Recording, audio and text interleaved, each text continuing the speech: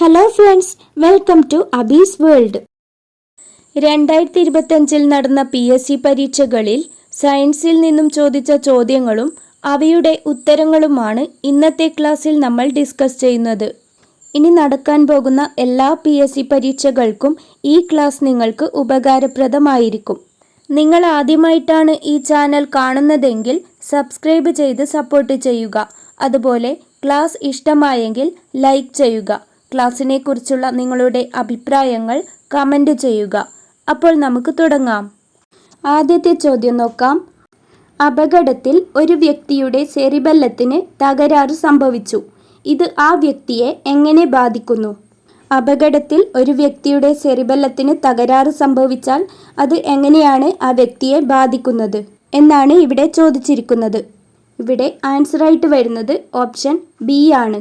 ശരീരതുലന നില പാലിക്കപ്പെടുന്നില്ല. അപകടത്തിൽ ഒരു വ്യക്തിയുടെ സെറിബെല്ലത്തിന് തകരാറ് സംഭവിച്ചാൽ ആ വ്യക്തിയുടെ ശരീരതുലന നില പാലിക്കപ്പെടുന്നില്ല. അടുത്ത ചോദ്യം, ശരിയായ ജോഡി കണ്ടെത്തുക. ഇവിടെ തന്നിരിക്കുന്നവയിൽ ശരിയായ ജോഡി ഓപ്ഷൻ എ ആണ്. ജൈവവൈവിധ്യം എന്ന പദം ആദ്യമായി ഉപയോഗിച്ചു വാൾട്ടർ ജി റോസൺ. ജൈവവൈവിധ്യം എന്ന പദം ആദ്യമായി ഉപയോഗിച്ചതാരാണ്? Walter G റോസൺ. അടുത്ത ചോദ്യം, അസ്ഥിയെ പൊതിഞ്ഞു കാണപ്പെടുന്ന സ്ഥലം. അസ്ഥിയെ പൊതിഞ്ഞു കാണപ്പെടുന്ന സ്ഥലം ഏതാണ്? ഇവിടെ ആൻസറായിട്ട് വരുന്നത് ഓപ്ഷൻ സി ആണ്. പെരിയോസ്റ്റിയം. പെരിയോസ്റ്റിയം ആണ് അസ്ഥിയെ പൊതിഞ്ഞു കാണപ്പെടുന്ന സ്ഥലം. അടുത്ത ചോദ്യം, മനുഷ്യ ശരീരത്തിൻ്റെ കുടൽഭിത്തിയിൽ വച്ച് ചില ബാക്ടീരിയകൾക്ക് ഈ ജീവകം നിർമ്മിക്കാനാവും. അതിനാൽ ഭക്ഷണത്തിലൂടെ ലഭിക്കേണ്ട ഈ ജീവകത്തിൻ്റെ അളവ് കുറഞ്ഞാലും അപര്യാപ്തത വരുന്നില്ല. ഇവിടെ പരാമർശിക്കുന്ന ജീവകം ഏതാണ്?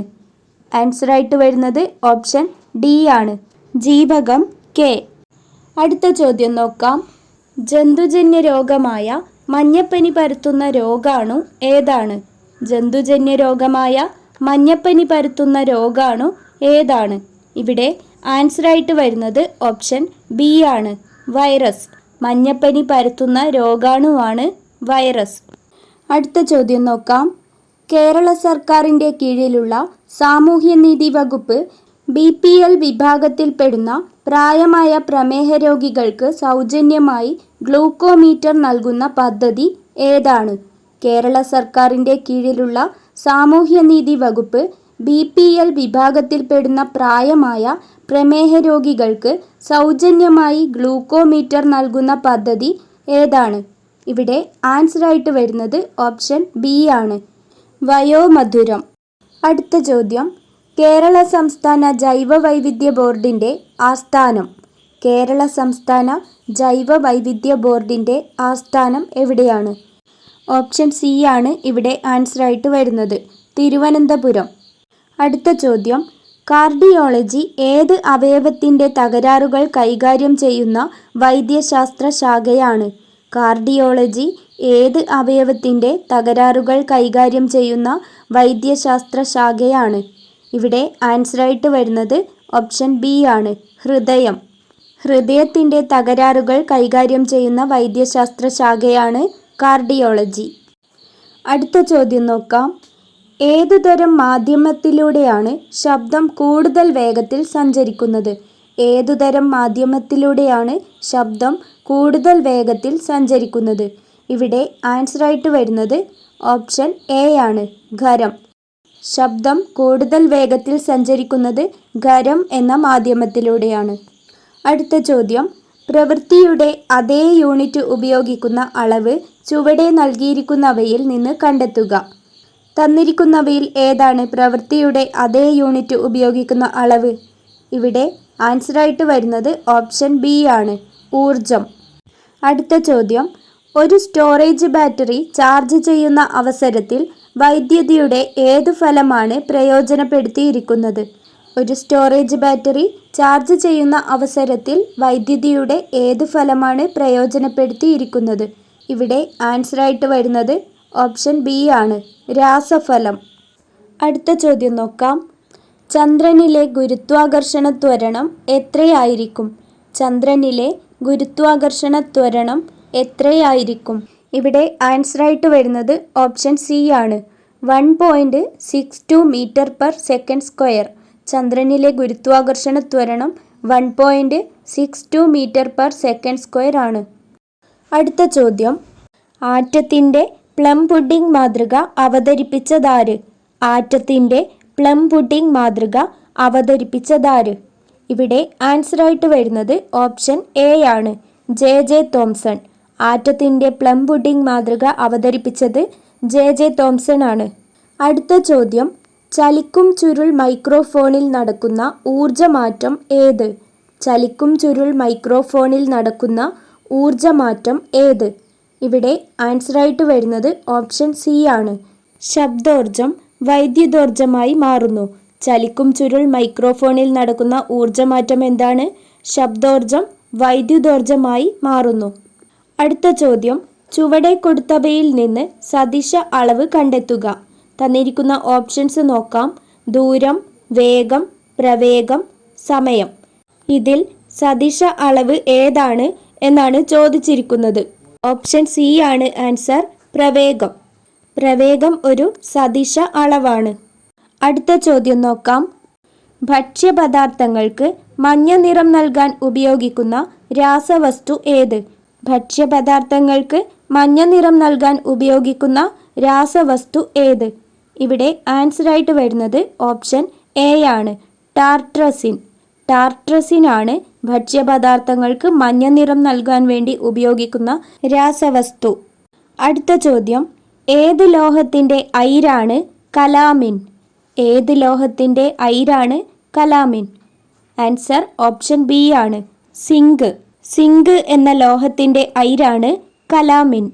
അടുത്ത ചോദ്യം, ഏത് മൂലകത്തിൻ്റെ പ്രതീകമാണ് കെ എന്ന അക്ഷരം കൊണ്ട് സൂചിപ്പിക്കുന്നത്? ഏത് മൂലകത്തിൻ്റെ പ്രതീകമാണ് കെ എന്ന അക്ഷരം കൊണ്ട് സൂചിപ്പിക്കുന്നത്? ഇവിടെ ആൻസറായിട്ട് വരുന്നത് ഓപ്ഷൻ സി ആണ്, പൊട്ടാസ്യം. പൊട്ടാസ്യം എന്ന മൂലകത്തിൻ്റെ പ്രതീകമാണ് കെ എന്ന അക്ഷരം കൊണ്ട് സൂചിപ്പിക്കുന്നത്. അടുത്ത ചോദ്യം നോക്കാം. വിറ്റാമിൻ എയുടെ ലഭ്യത കുറയുമ്പോൾ ഉണ്ടാകുന്ന ഒരു രോഗം ഏത്? വിറ്റാമിൻ എയുടെ ലഭ്യത കുറയുമ്പോൾ ഉണ്ടാകുന്ന ഒരു രോഗം. ഇവിടെ ആൻസറായിട്ട് വരുന്നത് ഓപ്ഷൻ ബി ആണ്, നിശാന്തത. നിശാന്തത ഉണ്ടാകുന്നത് വിറ്റാമിൻ എയുടെ കുറവ് കൊണ്ടാണ്. അടുത്ത ചോദ്യം, താഴെ പറയുന്നവയിൽ ജീവിതശൈലീ രോഗം അല്ലാത്തത് ഏത്? ഓപ്ഷൻസ് നോക്കാം. പ്രമേഹം, ഫാറ്റി ലിവർ, ഹീമോഫീലിയ, പക്ഷാഘാതം. ജീവിതശൈലീ രോഗം അല്ലാത്തത് ഏതാണ്? ഹീമോഫീലിയ. ഓപ്ഷൻ സി ആണ് ആൻസറായിട്ട് വരുന്നത്, ഹീമോഫീലിയ. പ്രമേഹം, ഫാറ്റി ലിവർ, പക്ഷാഘാതം ഇവ മൂന്നും ജീവിതശൈലീ രോഗങ്ങളാണ്. അടുത്ത ചോദ്യം, നിശബ്ദ വസന്തം സൈലന്റ് സ്പ്രിംഗ് എന്ന പുസ്തകത്തിൻ്റെ രചയിതാവ് ആര്? ആൻസർ ഓപ്ഷൻ ഡി ആണ്, റേച്ചൽ കാഴ്സൺ. നിശബ്ദ വസന്തം സൈലന്റ് സ്പ്രിംഗ് എന്ന പുസ്തകത്തിൻ്റെ രചയിതാവാണ് റേച്ചൽ കാഴ്സൺ. അടുത്ത ചോദ്യം, താഴെ പറയുന്നവയിൽ വന്യജീവി സങ്കേതത്തിന് ഉദാഹരണമേത്? താഴെ പറയുന്നവയിൽ വന്യജീവി സങ്കേതത്തിന് ഉദാഹരണമേത്? ഇവിടെ ആൻസറായിട്ട് വരുന്നത് ഓപ്ഷൻ എ ആണ്, പെരിയാർ. അടുത്ത ചോദ്യം നോക്കാം. മനുഷ്യ ശരീരത്തിലെ ഏറ്റവും കാഠിന്യമുള്ള പദാർത്ഥം ഏത്? മനുഷ്യ ശരീരത്തിലെ ഏറ്റവും കാഠിന്യമുള്ള പദാർത്ഥം ഏത്? ആൻസർ ഓപ്ഷൻ ബി ആണ്, ഇനാമൽ. മനുഷ്യ ശരീരത്തിലെ ഏറ്റവും കാഠിന്യമുള്ള പദാർത്ഥമാണ് ഇനാമൽ. അടുത്ത ചോദ്യം, ഏതിനം ശ്വേതരക്താണുക്കളുടെ ജനിതക സംവിധാനം ഉപയോഗിച്ചാണ് എയ്ഡ്സിനു കാരണമായ HIV വൈറസ് പെരുകുന്നത്? ഇവിടെ ആൻസറായിട്ട് വരുന്നത് ഓപ്ഷൻ സി ആണ്, ലിംഫോസൈറ്റ്. എയ്ഡ്സിനു കാരണമായ HIV വൈറസ് പെരുകുന്നത് ഏതിനം ശ്വേതരക്താണുക്കളുടെ ജനിതക സംവിധാനം ഉപയോഗിച്ചാണ്? ലിംഫോസൈറ്റ്. അടുത്ത ചോദ്യം, മനുഷ്യ ശരീരത്തിൽ യൂറിയയുടെ നിർമ്മാണം നടക്കുന്നത് എവിടെയാണ്? മനുഷ്യ ശരീരത്തിൽ യൂറിയയുടെ നിർമ്മാണം നടക്കുന്നത് എവിടെയാണ്? ആൻസർ ഓപ്ഷൻ എ ആണ്, കരൾ. മനുഷ്യ ശരീരത്തിൽ യൂറിയയുടെ നിർമ്മാണം നടക്കുന്നത് കരളിൽ വച്ചാണ്. അടുത്ത ചോദ്യം നോക്കാം. കേരള കാർഷിക സർവകലാശാല വികസിപ്പിച്ചെടുത്ത പാവലിൻ്റെ ഇനം ഏത്? കേരള കാർഷിക സർവകലാശാല വികസിപ്പിച്ചെടുത്ത പാവലിൻ്റെ ഇനം ഏത്? ഇവിടെ ആൻസറായിട്ട് വരുന്നത് ഓപ്ഷൻ ഡി ആണ്, പ്രിയങ്ക. കേരള കാർഷിക സർവകലാശാല വികസിപ്പിച്ചെടുത്ത പാവലിൻ്റെ ഇനമാണ് പ്രിയങ്ക. അടുത്ത ചോദ്യം, സർക്കാർ പൊതുജനാരോഗ്യ പദ്ധതിയായ കാരുണ്യ ആരോഗ്യ സുരക്ഷാ പദ്ധതി പ്രകാരം ദരിദ്രരും ദുർബലരുമായ കുടുംബങ്ങൾക്ക് ചികിത്സയ്ക്കായി പ്രതിവർഷം അനുവദിച്ചിട്ടുള്ള തുക എത്രയാണ്? ആൻസർ ഓപ്ഷൻ ബി ആണ്, 5 ലക്ഷം. കാരുണ്യ ആരോഗ്യ സുരക്ഷാ പദ്ധതി പ്രകാരം ദരിദ്രരും ദുർബലരുമായ കുടുംബങ്ങൾക്ക് ചികിത്സയ്ക്കായി പ്രതിവർഷം അനുവദിച്ചിട്ടുള്ള തുക 5 ലക്ഷമാണ്. അടുത്ത ചോദ്യം, പ്രവൃത്തി സംഭവിക്കുന്ന ചില സന്ദർഭങ്ങൾ നൽകിയിരിക്കുന്നു. സന്ദർഭങ്ങൾ ഏതൊക്കെയാണെന്ന് നോക്കാം. ഒരു കല്ല് മുകളിലേക്ക് എറിയുമ്പോൾ ഭൂഗുരുത്വാകർഷണ ബലം കല്ലിൽ ചെയ്യുന്ന പ്രവൃത്തി. തെങ്ങിൽ നിന്ന് തേങ്ങ താഴേക്ക് വീഴുമ്പോൾ ഭൂഗുരുത്വാകർഷണം ചെയ്ത പ്രവൃത്തി. ഒരു കല്ല് മുകളിലേക്ക് എറിയുമ്പോൾ നാം പ്രയോഗിക്കുന്ന ബലം കല്ലിൽ ചെയ്യുന്ന പ്രവൃത്തി. മുകളിൽ തന്നിരിക്കുന്നവ പരിശോധിച്ച് ശരിയായ ഉത്തരം കണ്ടെത്തുക. ഇവിടെ ആൻസറായിട്ട് വരുന്നത് ഓപ്ഷൻ സി ആണ്. തന്നിരിക്കുന്നവയിൽ 2ഉം 3ഉം മാത്രമാണ് പ്രവൃത്തി പോസിറ്റീവായ സന്ദർഭങ്ങൾ. തെങ്ങിൽ നിന്ന് തേങ്ങ താഴേക്ക് വീഴുമ്പോൾ ഭൂഗുരുത്വാകർഷണം ചെയ്ത പ്രവൃത്തി. ഒരു കല്ല് മുകളിലേക്ക് എറിയുമ്പോൾ നാം പ്രയോഗിക്കുന്ന ബലം കല്ലിൽ ചെയ്യുന്ന പ്രവൃത്തി. ഇവ രണ്ടുമാണ് പ്രവൃത്തി പോസിറ്റീവായ സന്ദർഭങ്ങൾ. അടുത്ത ചോദ്യം, ഒരു കോൺകേവ് ദർപ്പണത്തിൻ്റെ എഫിനും പിക്കും ഇടയിൽ വച്ചിരിക്കുന്ന വസ്തു രൂപീകരിക്കുന്ന പ്രതിബിംബത്തിൻ്റെ സ്വഭാവം എന്ത്? ഒരു കോൺകേവ് ദർപ്പണത്തിൻ്റെ എഫിനും പിക്കും ഇടയിൽ വച്ചിരിക്കുന്ന വസ്തു രൂപീകരിക്കുന്ന പ്രതിബിംബത്തിൻ്റെ സ്വഭാവം എന്ത്? ആൻസർ ഓപ്ഷൻ ഡി ആണ്, വസ്തുവിനേക്കാൾ വലുത്, മിഥ്യ, നിവർന്നത്. അടുത്ത ചോദ്യം, മനുഷ്യരുടെ ശ്രവണപരിധി ഡാഷ് ആണ്. മനുഷ്യരുടെ ശ്രവണപരിധി എത്രയാണ്? ആൻസർ ഓപ്ഷൻ സി ആണ്, 20 ഹെർട്സ് മുതൽ 20,000 ഹെർട്സ് വരെ. 20 ഹെർട്സ് മുതൽ 20,000 ഹെർട്സ് വരെയാണ് മനുഷ്യരുടെ ശ്രവണപരിധി. അടുത്ത ചോദ്യം നോക്കാം. ഫാരൻഹീറ്റ് തെർമോമീറ്റർ പ്രകാരം 98 ഡിഗ്രി ഫാരൻഹീറ്റ് താപനില കെൽവിൻ സ്കെയിൽ പ്രകാരം ഡാഷ് ആണ്. ആൻസർ ഓപ്ഷൻ എ ആണ്, 310 കെ. അടുത്ത ചോദ്യം, ചലനവുമായി ബന്ധപ്പെട്ടുള്ള ശരിയായ സമവാക്യം ഏത്? ചലനവുമായി ബന്ധപ്പെട്ടുള്ള ശരിയായ സമവാക്യം ഏത് എന്നാണ് ഇവിടെ ചോദിച്ചിരിക്കുന്നത്. ആൻസർ ഓപ്ഷൻ ബി ആണ്, u² = v² - 2as. u² = v² - 2as. അടുത്ത ചോദ്യം, ഒരു പെട്രോൾ കാറിൽ നടക്കുന്ന പ്രധാന ഊർജ പരിവർത്തനം തിരഞ്ഞെടുക്കുക. ഇവിടെ തന്നിരിക്കുന്നവയിൽ പെട്രോൾ കാറിൽ നടക്കുന്ന ഊർജ പരിവർത്തനം ഏതാണ്? ആൻസർ ഓപ്ഷൻ സി ആണ്, രാസോർജം ഗതികോർജമാകുന്നു. രാസോർജം ഗതികോർജമാകുന്നു. അടുത്ത ചോദ്യം, സൂര്യഗ്രഹണത്തിനു കാരണമാവുന്ന ശരിയായ ക്രമീകരണം കണ്ടെത്തുക. സൂര്യഗ്രഹണത്തിനു കാരണമാകുന്ന ശരിയായ ക്രമീകരണം കണ്ടെത്തുക. ആൻസർ ഓപ്ഷൻ എ ആണ്, ഭൂമിക്കും സൂര്യനുമിടയിൽ ചന്ദ്രൻ വരുന്നു. ഭൂമിക്കും സൂര്യനുമിടയിൽ ചന്ദ്രൻ വരുമ്പോഴാണ് സൂര്യഗ്രഹണം ഉണ്ടാകുന്നത്. അടുത്ത ചോദ്യം നോക്കാം. ഹൈഡ്രജൻ്റെ ഗുണങ്ങളുമായി ബന്ധപ്പെട്ട് ചില പ്രസ്താവനകൾ തന്നിരിക്കുന്നു. പ്രസ്താവനകൾ ഏതൊക്കെയാണെന്ന് നോക്കാം. ഹൈഡ്രജന് നിറമോ മണമോ ഇല്ല. ഹൈഡ്രജൻ ജലത്തിൽ ലയിക്കുന്നു. ഹൈഡ്രജൻ ദ്വയറ്റോമിക തന്മാത്രകളായിട്ടാണ് കാണപ്പെടുന്നത്. ഈ പ്രസ്താവനകൾ പരിശോധിച്ച് ശരിയായ ഉത്തരം കണ്ടെത്തുക. ഇവിടെ ആൻസറായിട്ട് വരുന്നത് ഓപ്ഷൻ സി ആണ്, തന്നിരിക്കുന്നവയിൽ 2 മാത്രമാണ് തെറ്റ്. അപ്പോൾ ഇവിടെ തന്നിരിക്കുന്നവയിൽ പ്രസ്താവന 2 മാത്രമാണ് തെറ്റ്. 1ഉം 3ഉം ശരിയാണ്. ഹൈഡ്രജന് നിറമോ മണമോ ഇല്ല. ഹൈഡ്രജൻ ദ്വയറ്റോമിക തന്മാത്രകളായിട്ടാണ് കാണപ്പെടുന്നത്. അടുത്ത ചോദ്യം നോക്കാം. തന്നിരിക്കുന്നവയിൽ നിന്ന് ഐസോടോപ്പുകളുമായി ബന്ധപ്പെട്ട ശരിയായ പ്രസ്താവന കണ്ടെത്തുക.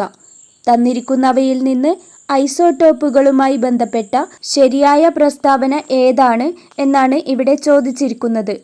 ഓപ്ഷൻ ബി ആണ് ഇവിടെ ആൻസറായിട്ട് വരുന്നത്. വ്യത്യസ്ത മാസ് നമ്പറും ഒരേ അറ്റോമിക നമ്പറുമുള്ള ഒരേ മൂലകത്തിൻ്റെ വ്യത്യസ്ത ആറ്റങ്ങളാണ് ഐസോടോപ്പുകൾ. അപ്പോൾ എന്താണ് ഐസോടോപ്പുകൾ? വ്യത്യസ്ത മാസ് നമ്പറും ഒരേ അറ്റോമിക നമ്പറുമുള്ള ഒരേ മൂലകത്തിൻ്റെ വ്യത്യസ്ത ആറ്റങ്ങളാണ് ഐസോടോപ്പുകൾ. അടുത്ത ചോദ്യം, അറ്റോമിക സംഖ്യ 8 ആയ മൂലകമാണ് ഡാഷ്. അറ്റോമിക സംഖ്യ 8 ആയ മൂലകം ഏതാണ്? ആൻസർ ഓപ്ഷൻ ഡി ആണ്, ഓക്സിജൻ. ഓക്സിജൻ്റെ അറ്റോമിക സംഖ്യ 8 ആണ്. 2025 PSC നടത്തിയ പരീക്ഷകളിൽ സയൻസിൽ നിന്നും ചോദിച്ച ചോദ്യങ്ങളും അവയുടെ ഉത്തരങ്ങളുമാണ് ഇന്നത്തെ ക്ലാസ്സിൽ നമ്മൾ ഡിസ്കസ് ചെയ്തത്. നിങ്ങൾക്ക് ഈ ക്ലാസ് ഇഷ്ടമായെങ്കിൽ ലൈക്ക് ചെയ്യുക. അതുപോലെ നിങ്ങൾ ആദ്യമായിട്ടാണ് ഈ ചാനൽ കാണുന്നതെങ്കിൽ സബ്സ്ക്രൈബ് ചെയ്ത് സപ്പോർട്ട് ചെയ്യാൻ മറക്കരുതേ. ക്ലാസ്സിനെ കുറിച്ചുള്ള നിങ്ങളുടെ അഭിപ്രായങ്ങൾ കമൻറ്റ് ചെയ്യുക. താങ്ക്